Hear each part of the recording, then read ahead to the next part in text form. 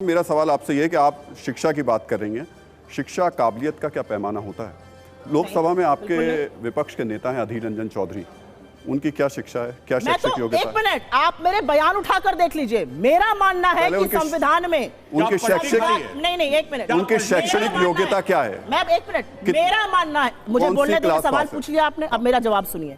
मेरा मानना है कि हमारा संविधान एक अंगूठा छाप व्यक्ति को भी प्रधानमंत्री बनने की अनुमति देता है। मुझे इसमें कोई आपत्ति नहीं है, एब्सोल्युटली। मेरा अपना मानना है कि इस देश में डेवलपिंग इकोनॉमी है, कोई भी बन सकता है। आप अंगूठा छाप हो, आप छठा पास हो, आप 10वां पास हो, आपकी डिग्री फर्जी हो, नकली हो, अगर प्रूफ नहीं हुआ आप बन सकते हैं प्रधानमंत्री। मेरा उद्देश्य दूसरा है ये कहने का कि जब शिक्षा की बात हो, मुझे उसमें कोई आपत्ति नहीं है। प्रधानमंत्री 10वां पास हो या प्रधानमंत्री ने वाकई में एमए किया हो या उनकी स्नातक की डिग्री फर्जी हो, मुझे वाकई में कोई दिक्कत नहीं है, क्योंकि मेरा संविधान कहता है कि अंगूठा छाप आदमी भी इस देश का प्रधानमंत्री बन सकता है। मुझे दिक्कत किस में है कि अगर कोई शिक्षा की बात करता है तो आप उसको अपने ऊपर क्यों ले लेते हैं? ये कौन सा विक्टिमहुड है? कोई कहता है बड़े झूठे होते हैं राजनेता, आजकल लोग बहुत झूठ बोल रहे हैं, अपने ऊपर क्यों ले लेते हैं? कोई कहता है जुमलों की बारिश होने वाली है आज, आप अपने ऊपर, मैंने एक दिन लिख दिया जुमलों की बारिश होने वाली है, आप मोदी जी को ऐसा क्यों? मैंने तो मोदी जी का नाम ही नहीं लिया था, मैं तो किसी शर्मा जी की बात कर रही थी। हर चीज अपने ऊपर ले लेते हैं क्योंकि चोर की दाढ़ी में तिनका है।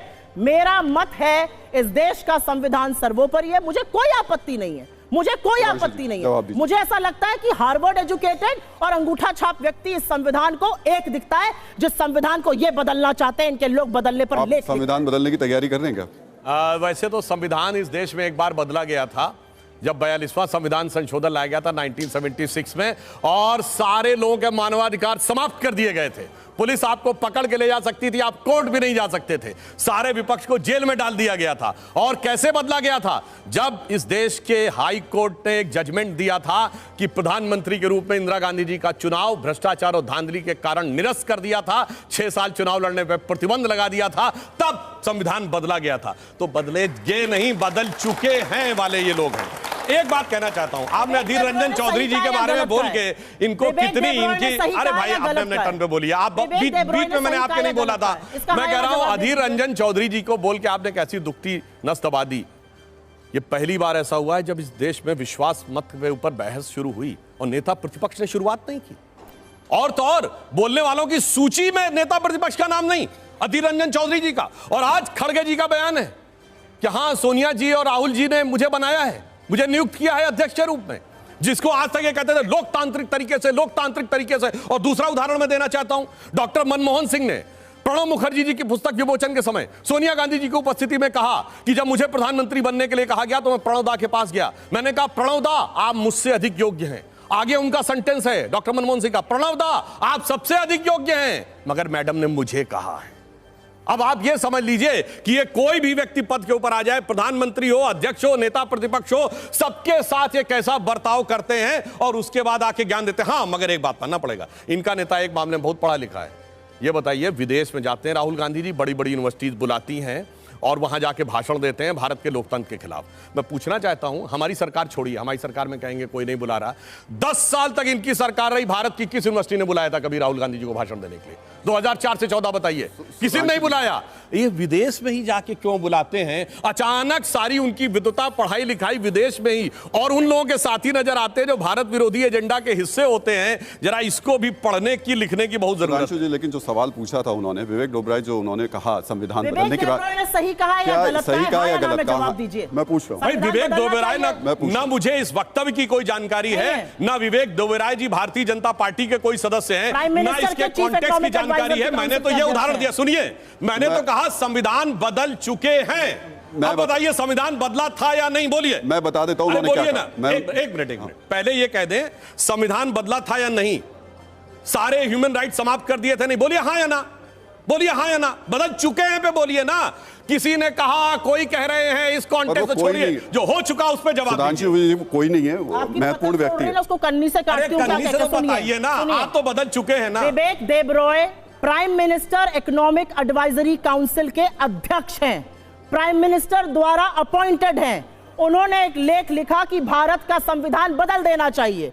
आप उसका समर्थन करते हैं या उसकी खिलाफत करते हैं? और अगर खिलाफत करते हैं तो सैक करिए उनको, बर्खास्त करिए। जवाब ले चलिए, इन्होंने एक मिनट, इन्होंने बहुत बोला, इन्होंने नेता जवाब तो लेने दीजिए। अरे एक जवाब, आप ही के सवाल का जवाब मेरे साथ जवाब, आपके सवाल का जवाब ले लेते हो, बताइए। चलिए अब मैं बताता हूं। इन्होंने तो कहा विवेक दोबराय का, आप सुनिए, आप ही के सवाल का जवाब। इनके नेता प्रतिपक्ष अधीर रंजन चौधरी ने 370 के ऊपर सदन के पटल पर कहा कि भारत के संविधान के अनुसार भारत सरकार को अधिकारी नहीं है ये 370 चेंज करने का, चूंकि यूएन का मुद्दा है। बोलिए, आप सहमत है कि नहीं? ये तो आपके नेता प्रतिपक्ष का बयान है, जवाब दीजिए। पर उसका जवाब हाउस पे जवाब है, उसका जवाब तो दे दीजिए। विवेक दोबराय ने जो कहा वो सही है या नहीं? क्या बात आप कर रहे हैं? सरकार का व्यक्ति नेता प्रतिपक्ष संसद के पटल पर बोले, वो पार्टी का बयान है, इसलिए मैं कह रहा हूं इसमें कोई बोलिए। विवेक देब्रॉय का समर्थन करते हैं या विरोध करते हैं? हाँ या ना में जवाब दीजिए। विवेक देब्रॉय का समर्थन करते हैं या विरोध करते हैं संविधान पर? अधीर रंजन चौधरी का जवाब दीजिए। वो आपके नेता विवेक दोबराय हमारी पार्टी के नेता नहीं है, अपनी पार्टी के नेता का जवाब दीजिए। मत भागिए, अधीर रंजन चौधरी जी की बहुत याद आ रही है ना आपको, तो आपकी बखिया उधेड़ती हूँ अभी। अधीर रंजन चौधरी पर्सनल का हो जाती है भाई। अरे आपकी बात ही क्या बात जवाब दे रही हूँ। अधीर रंजन चौधरी, अरे पहले जवाब दीजिए, 370 पर उनका बयान सही था या नहीं? बोलिए हाँ या ना। आप पार्टी के प्रवक्ता हैं, बोल चुके। हाँ, चलिए जवाब ले लेते हैं। अधीर रंजन चौधरी जी नेता प्रतिपक्ष हैं। अधीर रंजन चौधरी जी लोकसभा में बोल रहे थे, वो बंगाली है, मुझे नहीं पता यहाँ पे कितने लोग बांग्ला भाषा जानते हैं। बांग्ला भाषा में नीरव का मतलब होता है जो व्यक्ति चुप रहता है, रणछोड़ जो चुप रहता है। अधीर रंजन चौधरी जी ने बोला मोदी जी नीरव मोदी बन गए हैं, धृतराष्ट्र बन गए हैं और लड़कियों के साथ वो हो रहा है। आप मुझे सिर्फ एक बात का जवाब दीजिए, अधीर रंजन चौधरी जी को निलंबित कैसे कर दिया आपने सदन से? आप सदन से निलंबित करते हैं विवेक देब्रॉय को, आप संजय सिंह को, खड़े हो जाते हैं डेरेक ओब्रायन को। आप ऐसे कैसे कर सकते हैं? आप सदन में लोगों का निलंबन क्यों करते हैं? क्या सदन आपकी बपौती है? इस बात का जवाब दीजिए। निलंबित नहीं है। अधीर रंजन चौधरी जी को आपने निलंबित किस बेसिस पर किया, क्यों किया? यह लोकतंत्र का हत्या नहीं है तो क्या है? इस बात का जवाब दे दीजिए। और एक मिनट, बरगलाइए मत इस जनता को। इमरजेंसी कॉन्स्टिट्यूशनल प्रोविजंस में लगी थी। इमरजेंसी आपकी तरह अघोषित इमरजेंसी नहीं थी और हत्याएं नहीं हो रही थी ट्रेन में। पत्रकारों को डाला नहीं जा रहा था जेल में। अच्छा, क्योंकि उसने मुजहर की बात कर दी। ज्यादा हो गया। सुन लीजिए, आपका ज्यादा हो गया प्रभु। आज बोलने की ऐसी आजादी नहीं है कि एक व्यक्ति कहता है पढ़े लिखे को वोट दो, उसकी नौकरी चली जाती है। उत्तेजना कहीं और दिखाइएगा। ये उत्तेजना मणिपुर की नग्न लड़कियों को देखकर दिखानी चाहिए थी, शर्म आनी चाहिए। फैक्ट्स ठीक कर देता हूं मैं आपको। आप जब इमरजेंसी की जो बात कर रही हैं, उस समय पत्रकारों को जेल में डाला गया था। अरे मैं कह रही हूं, उस समय अखबारों की लाइट्स काटी गई थी। अगर आप वो फैक्ट्स गलत बोलेंगे तो मुझे, के लिए मेरे नेता ने कहा है वो गलत था। ये कह सकते हैं 10 साल से ये गलती कर रहे हैं। ये कह सकते हैं कि विवेक देब्रॉय ने गलत किया संविधान बदलने की बात कर। इनकी हैसियत है बोले मणिपुर पर। 78 दिन तक इस देश का प्रधानमंत्री चुप रहता है मणिपुर पर। आपकी शर्म से आंखें नहीं झुकती हैं? वो लड़कियां आपकी बेटी हो सकती थी, आपकी बहन हो सकती थी, उनकी योनियों को, उनके स्तनों को आदमखोर की भीड़ छू रही थी। देखा है वो वीडियो आपने? बजाइए ताली इस बात पर। क्या बात करते हैं आप लोग? शर्म नहीं आती? आप महिला हैं, आपको शर्म नहीं आती कि एक और महिला के साथ क्या हुआ? आप ताली ठोकने की काम करते हैं। अब मैं जवाब दूं? अब शर्म आनी चाहिए। इन्होंने कहा था 267 पे, सुनिए, सदन की सारी कार्रवाई रोककर मणिपुर पे चर्चा की जाए। जब सदन की सारी कार्रवाई रोकने की बात थी तो दिल्ली बिल पे क्यों तैयार हो गए? राजनीति ऊपर, मणिपुर पीछे, यह हकीकत थी। और दूसरी बात, इन्होंने कहा प्रधानमंत्री जवाब देना चाहिए। प्रधानमंत्री, जबकि 267 के तहत संबंधित मंत्री यानी गृह मंत्री जवाब देंगे। कोई बात नहीं, आप अविश्वास प्रस्ताव लाए। मैं कहता हूं जाके दर्शकों से चेक करिए कितना परसेंट बोला विपक्षी नेताओं ने मणिपुर पे। 5% भी नहीं बोला। इसका मतलब राजनीति थी, मणिपुर के प्रति संवेदना नहीं थी। और तीसरी बात, जब प्रधानमंत्री जी मणिपुर पे बोलने के लिए आए तो भाग खड़े हुए। क्यों भाग खड़े हुए? जबकि नियम के अनुसार गौरव गोगोई ने यह प्रस्ताव रखा था।